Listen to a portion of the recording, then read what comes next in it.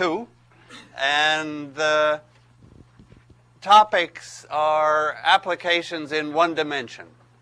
This is what's new. This is the key part that's new here. So now we're dealing with the question of finding the matrices, finding the equations, where do they come from, and this is going to be the key to that.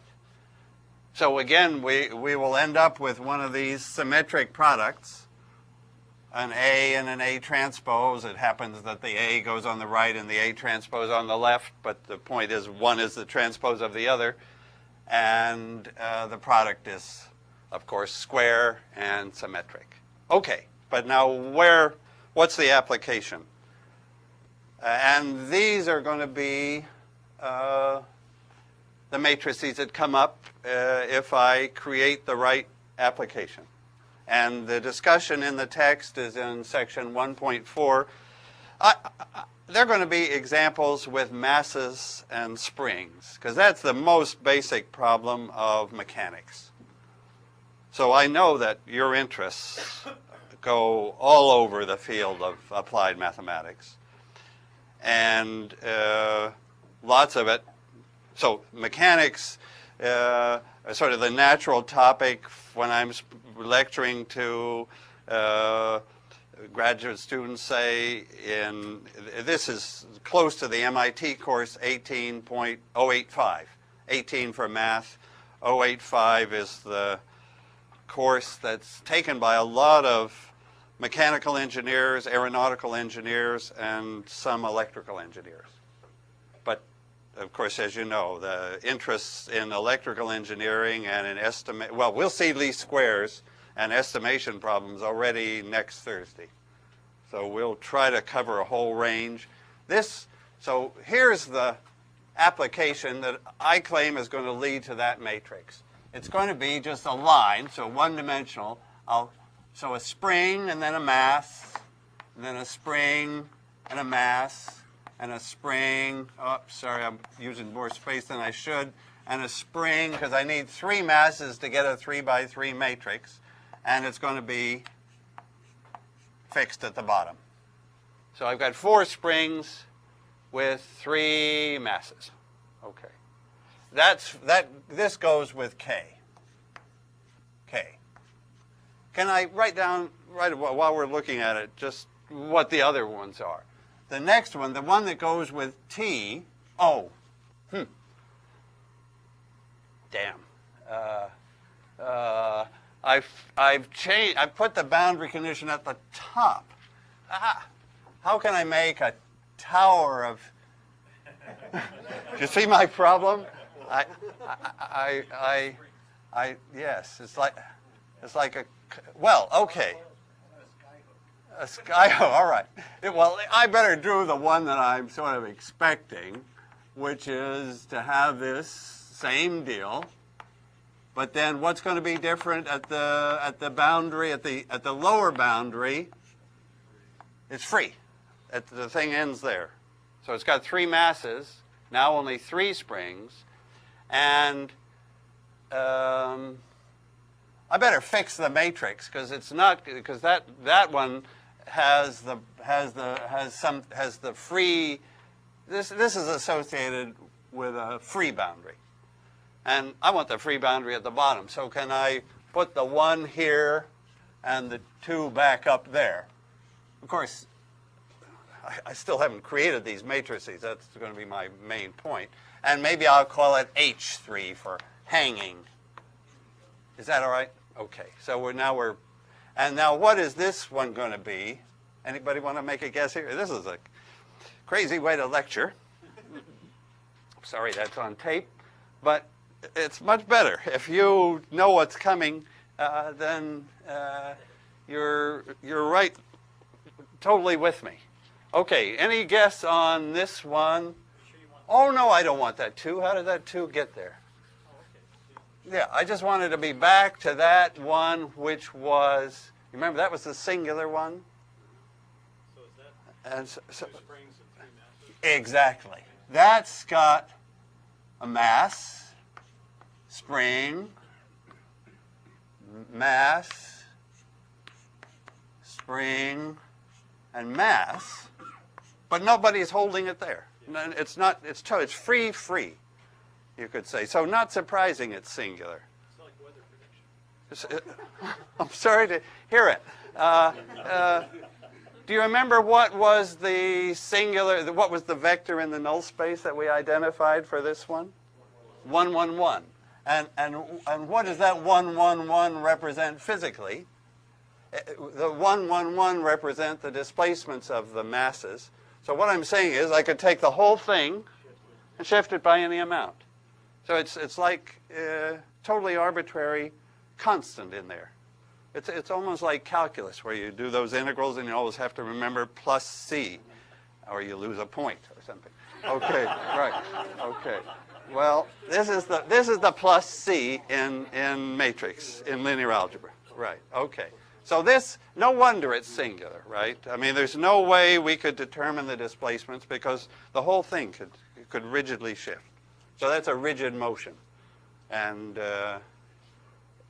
nothing's preventing it. Whereas here, those are perfectly statically stable structures, right?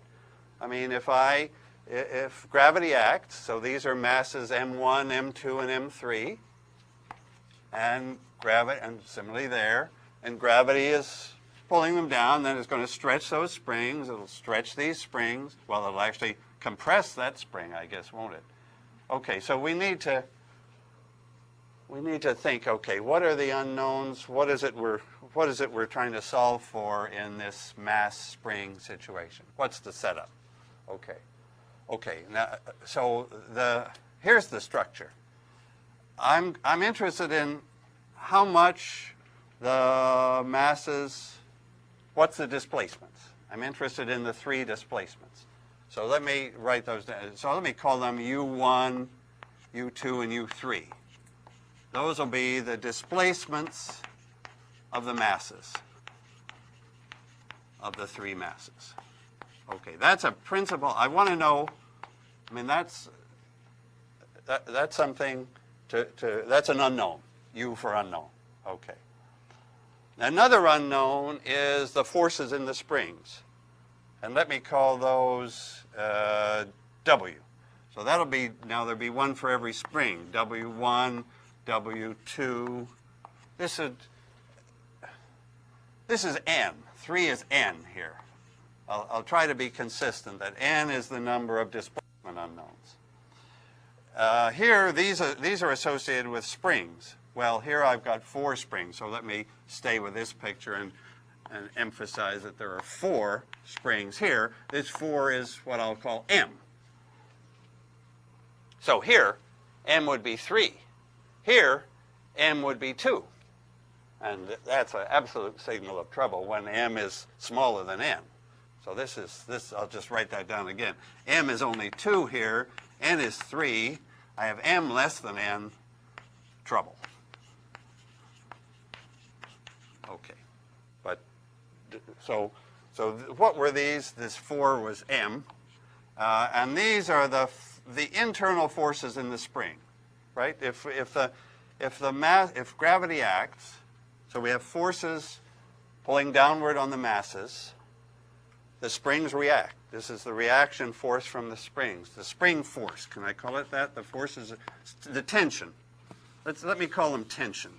Spring tension.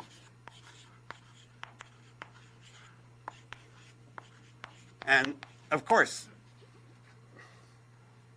I have to say a word about signs now. Tension will mean a positive W would be tension. So tension is a W positive, but of course, like that last spring is going to be in compression or compression, and compression it would be a negative W. Okay. So those are my primary unknowns, the U's and the W's. And now what's the external force? So the external force is gravity. So I have external forces F1, F2, F3, and those are external forces on the masses. Force on the mass, gravity, in fact, in this simple example. Okay.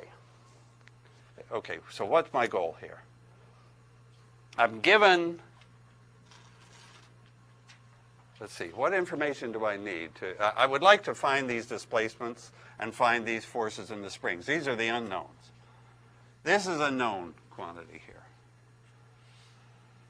There's a fourth box. So what I'm describing here is the fundamental framework for equilibrium problems.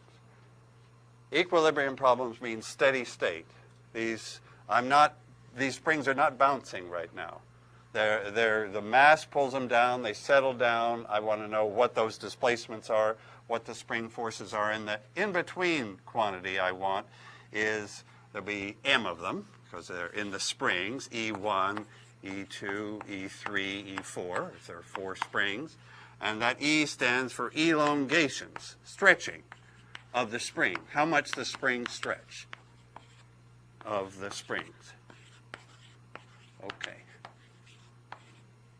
So I'm emphasizing these 4 quantities. And now I want to get some equations up. How are these connected? See, ultimately, this is what I'm given. This is the right-hand side of my equations. And I'm interested, what's the left-hand side now? What equals the external force? Okay. And here's my plan. My plan, and I've just found that this is a framework that I see over and over and over again in lectures, in lectures of the widest variety, statistics, chemical engineering, wherever. I just wait for this structure to appear, and it does. So the point is that these U's, so let me copy it again here. The U's, there'll be a matrix A that connects the U's to the E's. There'll be a matrix C that connects the E's to the W's. And then there'll be a matrix that connects the W's to the F's. So this is like vector notation. If I put arrows over them, something you'd realize those are vectors. And anybody want to guess what that matrix is? It's A transpose. It happens that, so let's figure out these matrices. What's the matrix? What's the connection? If I know the displacements, how much do the springs, how far do they stretch? So I'm interested now in this connection, E equal AU. How much do the springs stretch? So that's matrix language. It's a vector of 4 E's, a vector of 3 U's. I'm working always with this example. Okay. So ready for help here. How much does that spring stretch? If that one's fixed, so you could say U0 is 0. It's fixed. This one drops by U1. How much does the spring stretch by? E1 will be U1, right? Just that. So that we got a simple equation there. So I'll just write that down. The first spring stretches by U1. Okay. That's because the top of it was fixed. Now let's take a typical spring, the second one. What's the stretching in the second spring? If this goes down by U1 and this goes down by U2, how much does the spring stretch? It's going to be a difference. It's going to be a U2 minus U1. Because if the masses go down the same amount, then the spring won't stretch, right? It's the difference that matters. So this is U2 minus U1. And what about the third spring? How much does it stretch if the displacements are U1, U2, U3? U3 minus U2, because that's the different. That difference controls the third spring. And now the fourth spring is, the stretch in the fourth spring is minus, yeah, good to see that minus U3, because you see that the stretching, when this comes down, it's not stretched then. If U3 is positive, if that mass comes down, then the stretching is negative. The elongation is actually a shortening, and this end is fixed, so it's minus U3. Right. Good. Good. For this example, everything would look the same, but there wouldn't be any fourth spring, so that fourth equation would go. Okay, now I'm ready to say what's the matrix. What's the matrix A? Having written out the four equations, let's write them in matrix form.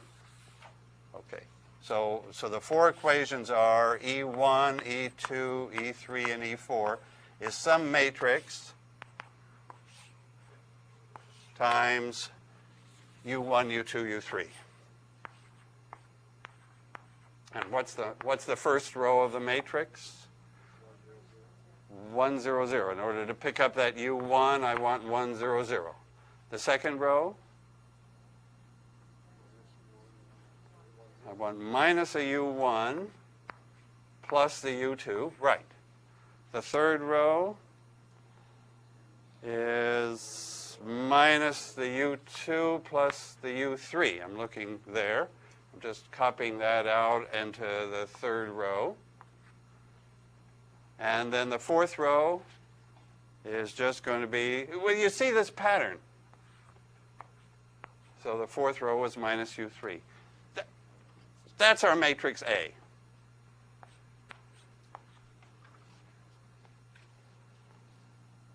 Our matrix A is rectangular first, so let's notice some key facts about A. It's a rectangular matrix. We expect that because it's giving a connection between n masses and m springs. So there's two different quantities, two different numbers. It's rectangular.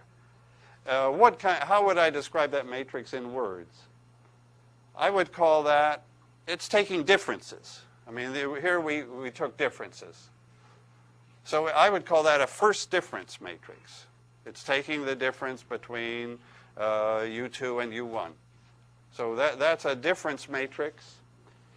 And it's built in the boundary conditions, because the matrix, you know, if Tuplitz were here, he'd say there should be a minus 1 there, right? And there should be another 1 here. But what happened to those? So, right, the matrix kind of got chopped off. That diagonal of 1s ended suddenly because, and this diagonal of minus 1s ended early because the boundary conditions came in. We ran into the boundary. Right. That's right. Exactly. So the matrix A includes the boundary, tells us something about the boundary conditions on U. It's the boundary conditions on U are reflected there. Okay. So that's the connection. That's this first step. I suppose I want to say this, that we're doing applied math now, creating the matrices, but notice how simple they are. If we see, so we don't have to be like experts in elasticity theory for this example. But nevertheless, what's the structure of this example, the framework, is exactly repeated in the much tougher problems of two-dimensional or three-dimensional elasticity. It's just we have more complicated matrices, but the structure is what we can keep hold of. Okay, now this step, what's the connection between the distance the spring stretches and the force? They're proportional. And everybody, all the old-timers got their names on laws here, which it's too late for the rest of us. But so so this here is the sort of, the physics is in this step. The constitutive law is in that matrix C. So I'm using that letter C for constitutive law, for example. And who cooked up that law? Hooke, right. So this is going to be Hooke's law. And what is Hooke's law? It's spring by spring, right? It says that in the first spring, the force and the distance stretched are proportional. And the proportionality constant is the elastic constant for that spring. So this step is going to be really easy. It's just going to be W1 is that first spring constant, whatever it is, times E1. That's Hooke's law. So this is, I'm just going to have 4 Hooke's laws here for the 4 springs. W2 is C2E2. W3, W4 is C4E4. And this, of course, the same for W3. So I have a simple relationship there, if it's true. Well, so is Hooke's law true? Approximately true. We'll give it to him, right? Okay. But this is a key point here, that we're going to do linear problems, linear equilibrium problems, and this is where the linearity comes in. That Hooke's law says that approximately the elongation and the force that's needed are proportional. And of course, if the elongation is very large, that law won't any longer hold. These linear laws are in the framework of small displacements and small forces. And fortunately, lots of applications are in that regime, and we can deal with Hooke's law. So what's the matrix then? So now I want to write that as a matrix problem. I had E equal AU with these differences, and now I've repeated E equal AU there, so I don't need it here anymore, because it's all in that matrix. Okay, now I'm ready for, what's this, W equals CE? And tell me the matrix C. So this is W is CE. So so the 4 W's, forgive me for doing this simple one again. What's the matrix then that multiplies, I'll put it right next to the E's. So what's the matrix in those 4 equations? It's diagonal. It just has W1 is C1E1, then it has C2, then it has C3, then it has C4. Okay. So there's our matrix C. That's diagonal. Okay. Good. And now finally, you see this roundabout way. I really want to know this connection.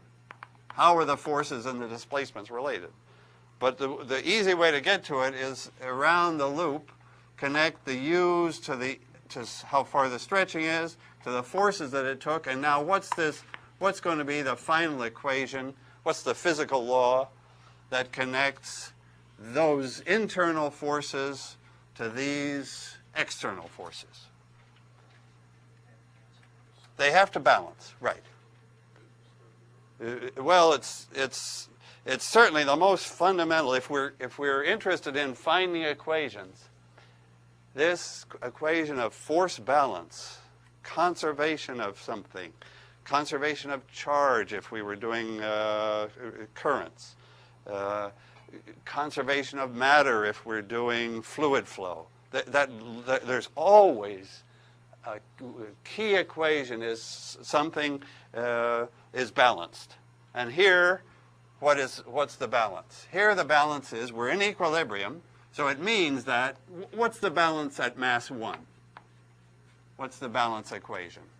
So now I'm ready to tackle the balance equation at mass 1. So let me draw, what's balancing there? So gravity, so what forces are pulling on that little spot? The spring's pulling up if it's in tension. The second spring is pulling down, and gravity's pulling down, right? So the three pieces are, let's see, so what's pulling up was W1, and what's pulling down was W2, right? And also the gravity, so M1G, if we're really careful, we should put in the, so that's the balance there, okay. Okay, and now a similar balance there, and a similar balance there, is that right? So of course I want to write those as, I want to get this in a matrix form. So this is my F1. It's the mass times the gravitational constant. So that's the external force from gravity. And of course I'll put this over on the W's on their side of the equation. So it'll bring W2 over with a minus sign. So here's how I want to look at that first equation. W1 minus W2. Please be patient because we're there. The first equation is W1 minus W2 is F1. The second equation is what? W2 minus, just by following the pattern, the second equation will be W2 minus W3 is F2. In the end, we're going to get to an equation that connects the F's to the W's. And I want to know what's that matrix. And we've already guessed what it might be, but let's see it happen. All right, let me do it, because this is like the crucial moment in the lecture, is to see that matrix come out. Okay, so let me copy W1 minus W2 is F1. W2 minus W3 is F2. And W3 minus W4 is F3, right? Those are the balance equations. Balance, the forces balance. That's the equations of equilibrium, steady state, crucial equations. And what's the matrix that's multiplying W? I'll write that matrix beside this W again, if you'll allow me. And finally, we have the F's. So can you pull out the matrix that, let me make a space for a matrix here to multiply the W, and just tell me what that matrix is. What's the first row? 1 minus 1, 0, 0. What's the second row? 0, because there's no W1 in it. A 1, a minus 1, and there's no W4. Okay, and the third row is no W1, no W2, a W3, and a negative W4. Okay, there's the matrix now. That's the matrix.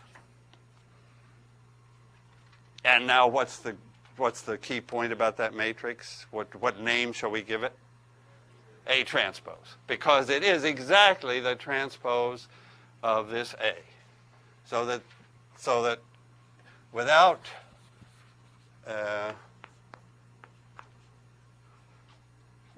nature produced A transpose there. We didn't. We just sort of watched it happen. And so this is then the three equations that take us around the framework. And it's completely typical. So we'll see other examples in which in the middle comes the law of physics or engineering or statistics, whatever sort of external law comes in. These laws somehow produce the matrix A and its transpose, and they come sort of more from the geometry, how things are connected. So this matrix A kind of reflects the connections of how is mass 1 connected to mass 2 and so forth, and its transpose. So that's the situation. Now I'm ready to put them all together. Okay. So if I put these equations together, so now I want to take the shortcut. What's the connection between F and U? Well, F is A transpose W. Maybe I can take that spring out and go here now. Okay, I'm putting those together. F is A transpose W. But W is CE. But the E is AU. So we've done elimination. We've eliminated W and E, and we're left with the equation we wanted that connects the displacements, the output from the forces which are the input. And this is called the stiffness matrix.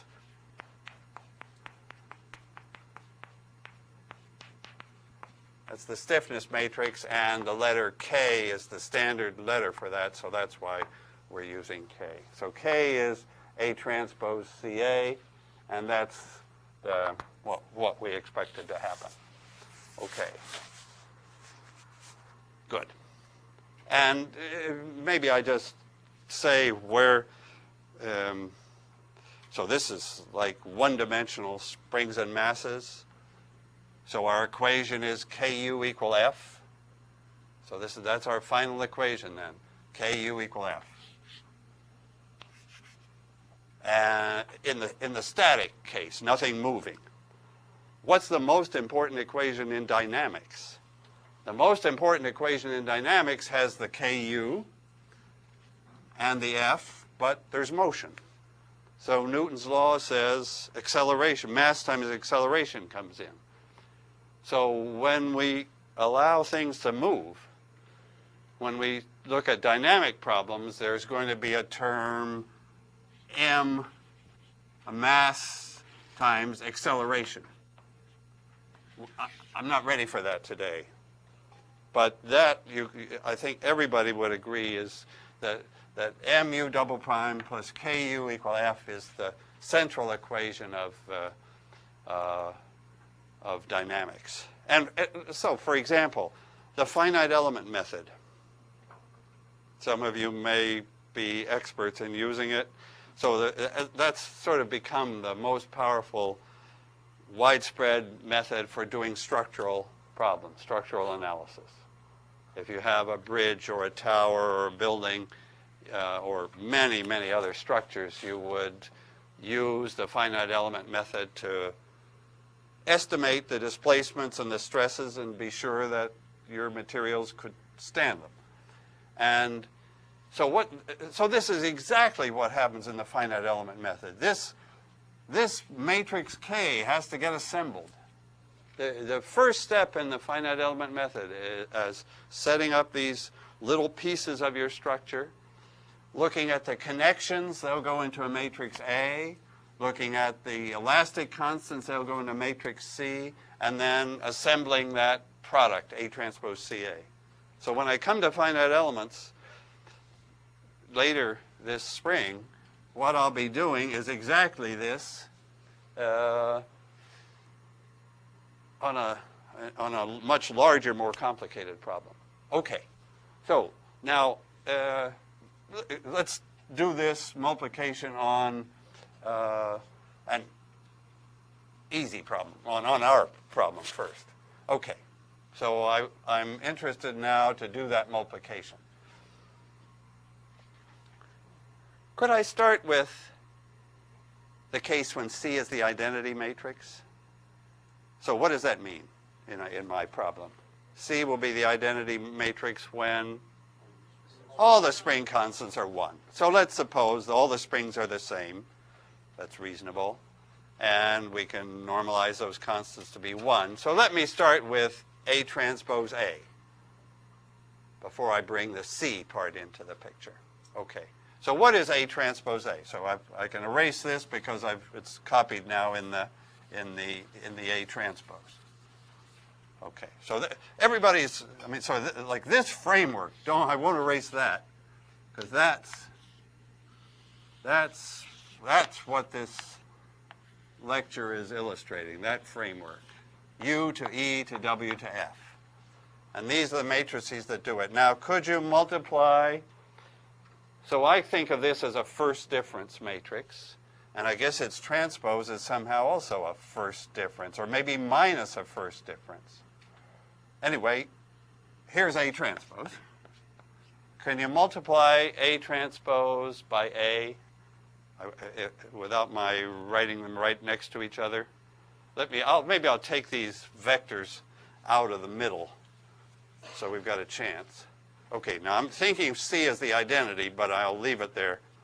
Okay, oh yeah, now you can do it. Okay, so C is the identity, so it's not doing anything. I want to multiply A transpose by A. What do I get in the 1, 1 entry? 2. And what do I get? Well, tell me the whole first row. Well, tell me the shape of the matrix, first of all. This is 3 by 4. And, of course, its transpose is 4 by 3. So what's the shape of the product? 3 by 3, right? And now we can identify what it is. So what's the first row then? I want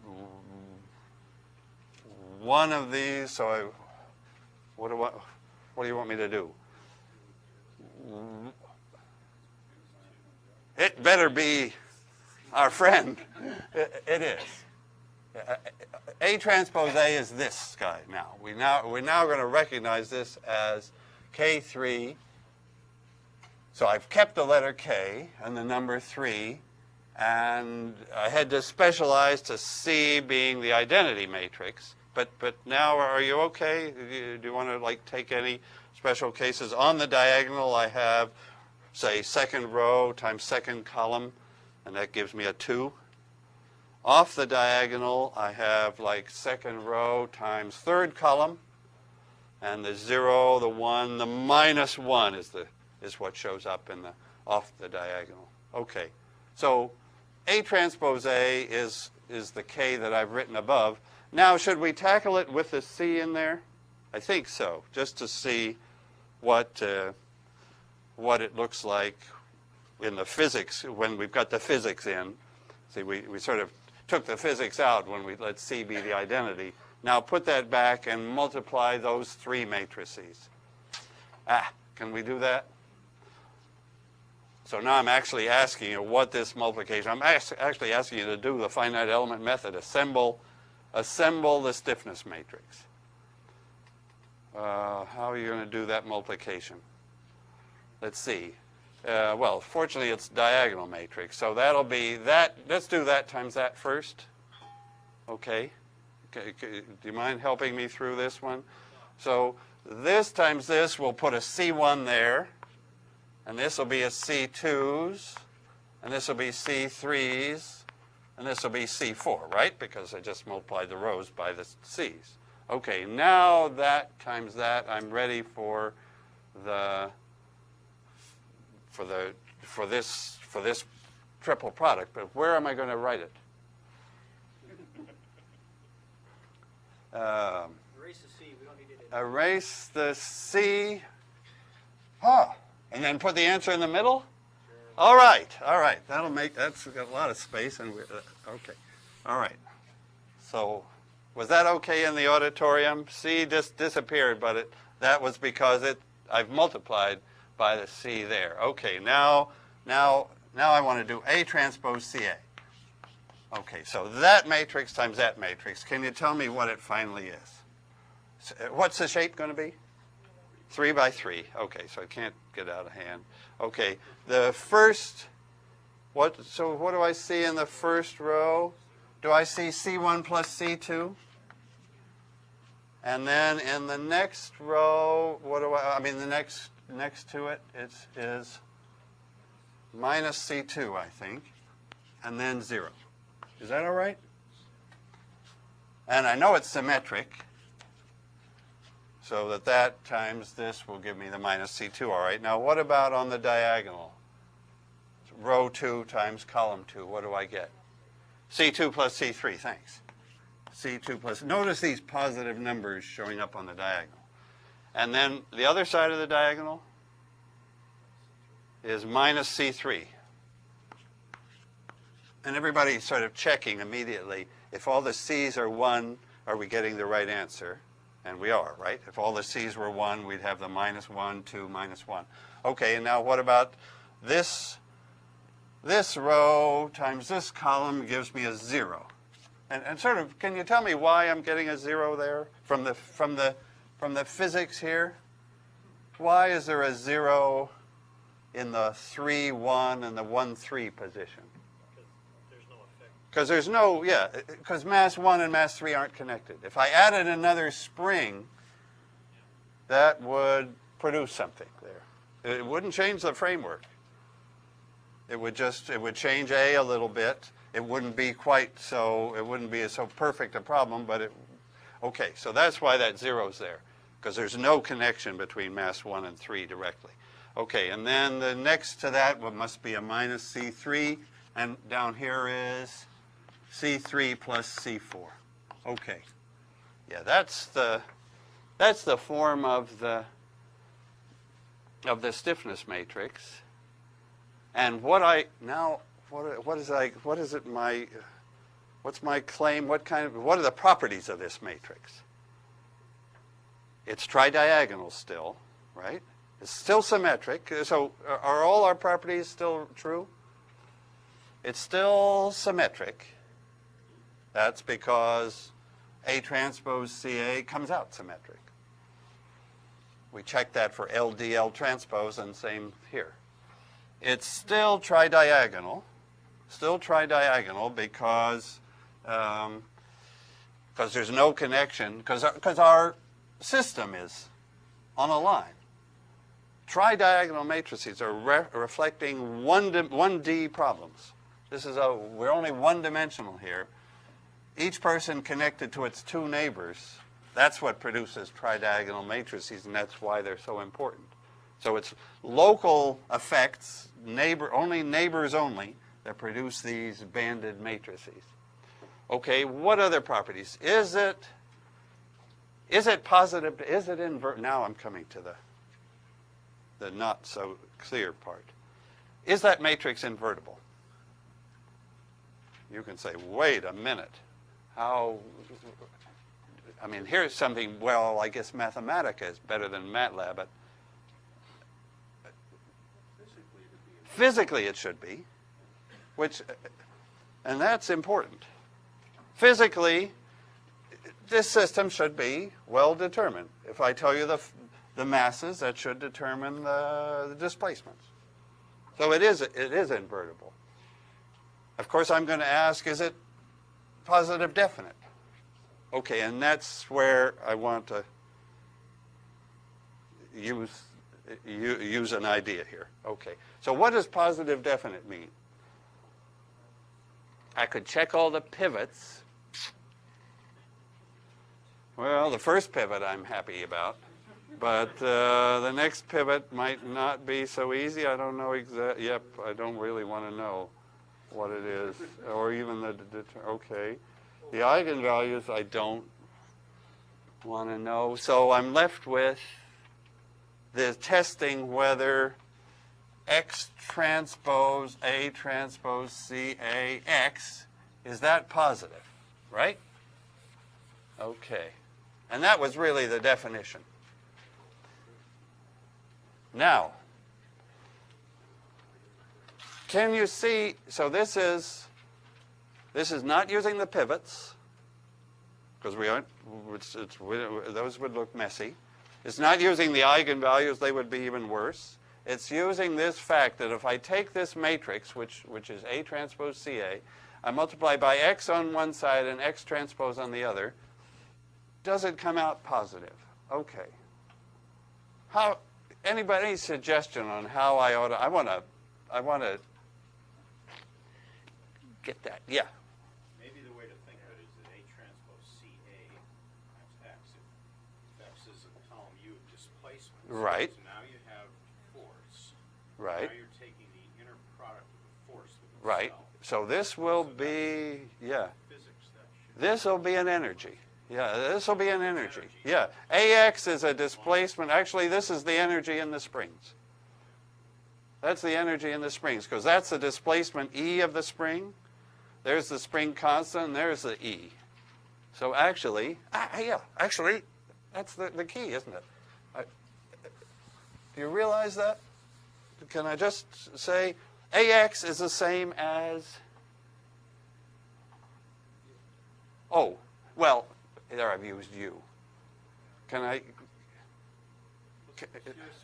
Shall I, yeah, X is any vector. Yeah, it's not the particular vector. Oh, yeah. Okay.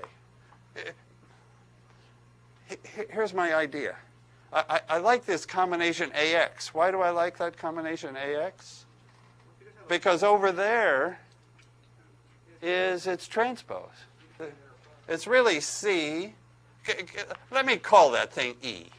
Whatever. X could be anything. So E is E is just AX. Then this is E. And what's that? It's E transpose. Essentially, you've got the length of the vector where you've weighted the combination. Weighted. That's right. I've got a positive quantity here. Let's just see. So AX I just gave a name to. E. Does it have to be that letter? No. I'll accept another letter. Oh, you're at liberty to change that letter. Y would be fine. Okay. Right. Yeah. Maybe would you rather Y? E. Okay. So, all right. So AX I'm just calling E. I don't know what AX is, but it's a vector. I'll just call it E. What the point that I do know is that this vector is its transpose. So that this thing simplifies to E transpose CE. But now, how do I know that that's positive? Well, what is it? I mean, we could figure that one out now. That's this diagonal matrix, so this is the E times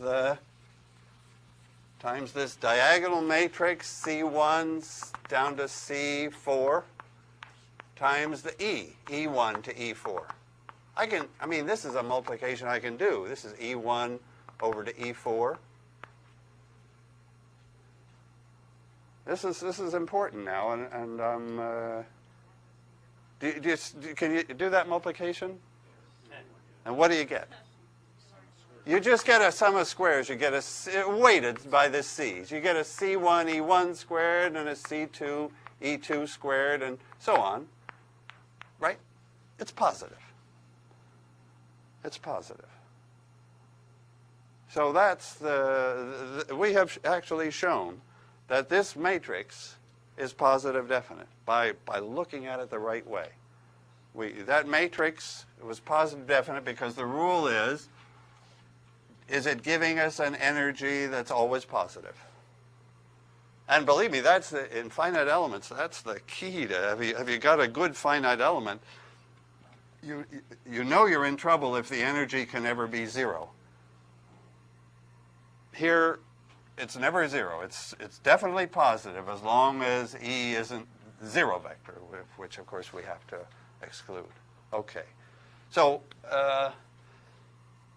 I guess my point then is that this little manipulation in linear algebra has verified the crucial property of the matrix, that it's going to be positive definite, and in particular it's going to be invertible, it's going to have positive eigenvalues, it's going to have positive pivots, the elimination algorithm will go perfectly, and the eigenvalues we'll use in the dynamic problem.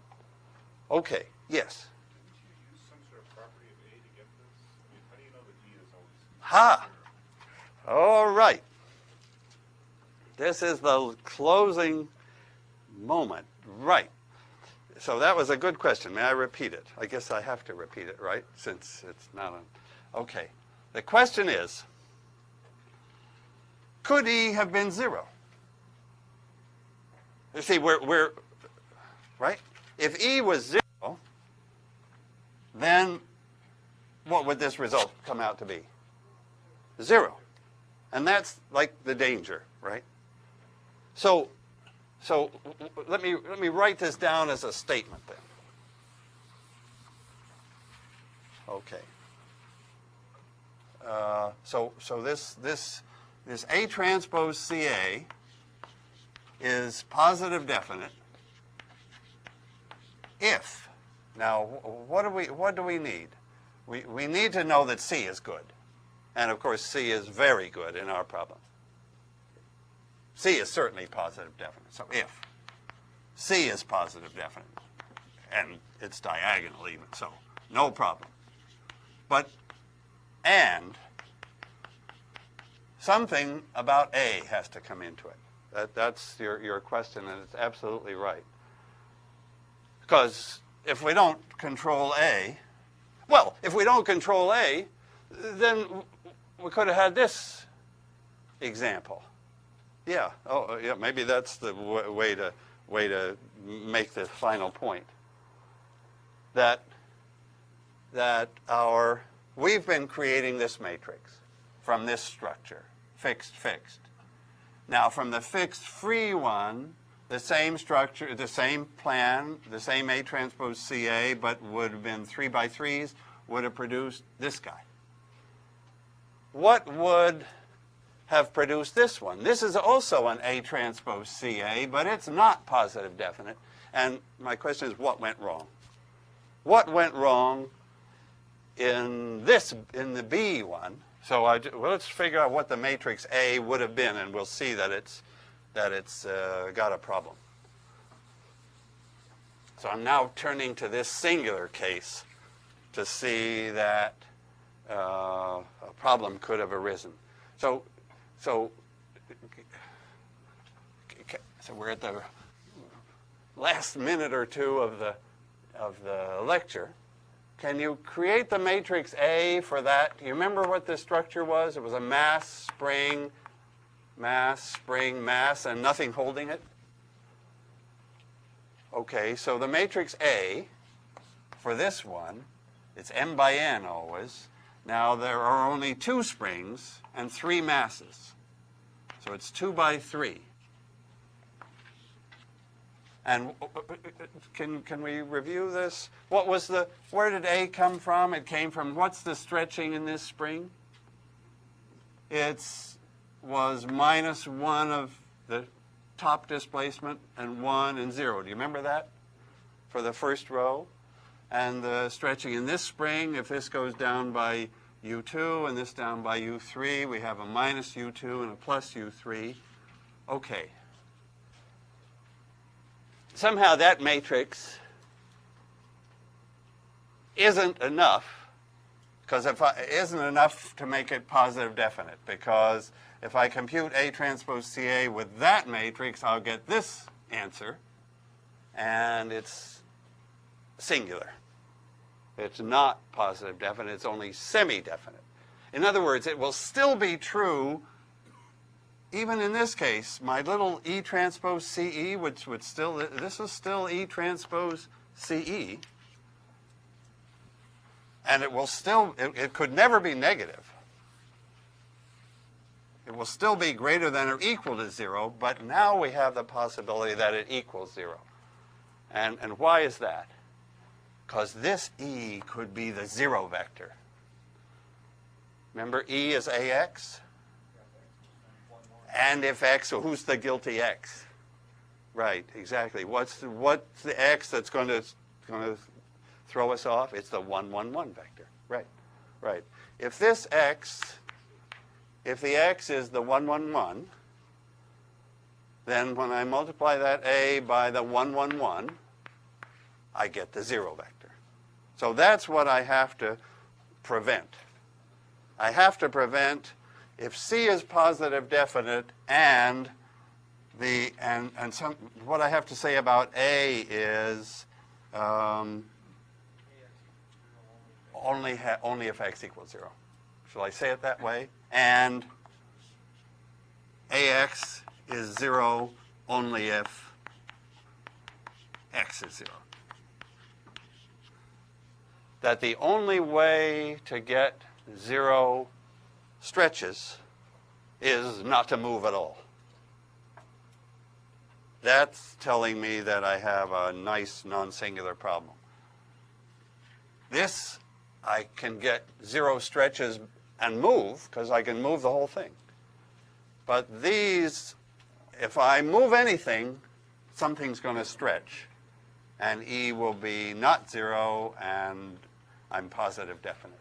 I didn't know I was going to get to that, thanks to your question, that key point there. That the test for positive definiteness is, well, C is always positive. The Hooke's law would be crazy if we had a negative spring constant. But we also, the connection matrix has to have this additional property that rules out instability. See, this example is up here because it reminds us of the possibility that we haven't got enough connections, nothing's fixed there, and the displacements could be large with zero stretching of the springs. So that's then the final bit of linear algebra. So you've seen this afternoon then quite a bit of linear algebra, and the central construction was always that A transpose CA. Okay, and that's section 1.4, and my lectures next time would be statistical estimation and least squares, which is the key on rectangular matrices, and networks, network problems. So we're seeing like networks everywhere in modern engineering. So those are the two lectures for next time. Thank you.